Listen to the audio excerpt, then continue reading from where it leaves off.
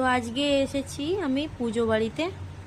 তার আগে আমি তোমাদের দেখিয়ে দিলাম মানে কি কি মেনু হচ্ছে, তোমরাও দেখো সাথে দিক।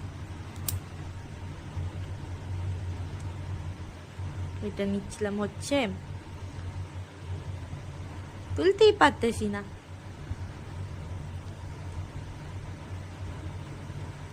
টমেটো এসে গেছে, টিস্যুটাই নিতে ভুলে গেছিলাম।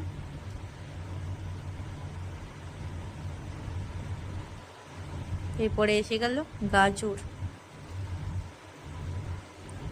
গাজরটা নিয়ে নেওয়া হয়ে গেল।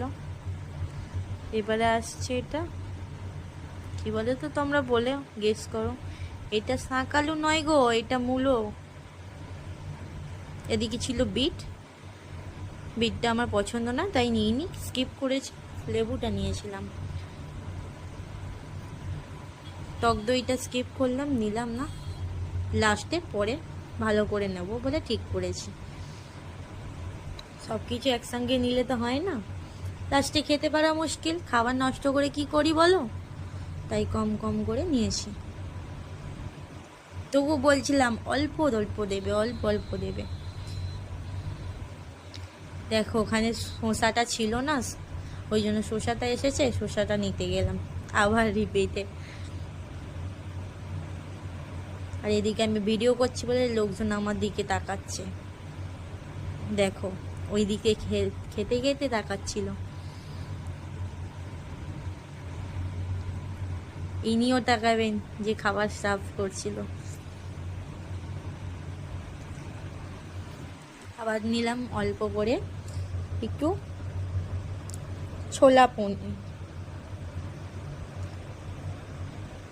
এটা হচ্ছে আলুর দম নিলাম। এবারে চলে গেছি খাওয়া দাওয়া শেষে। কোনটার মানছিল না টক দই ছাড়া, বাঙালি মেয়ে টক দই না হলে হয়। টক দইয়ের বড়া নিলাম, 2 পিস নিয়েছিলাম। আর নিচে তো দেখতেই পাচ্ছ সব কিছু, চাটনি আছে, পুদিনার চাটনি আছে, দই আছে এক্সট্রা করে, আর যে লাল চাটনি মিষ্টিটা হয় ওটা আছে। ওটা আমি ধীরে ধীরে ধরে তুলছিলাম, লোক যেভাবে দেখছিল ভিডিও করছি বলে, কি বলবো বলো, তোমাদের জন্য তো ভিডিওটা করতেই হয়। চলো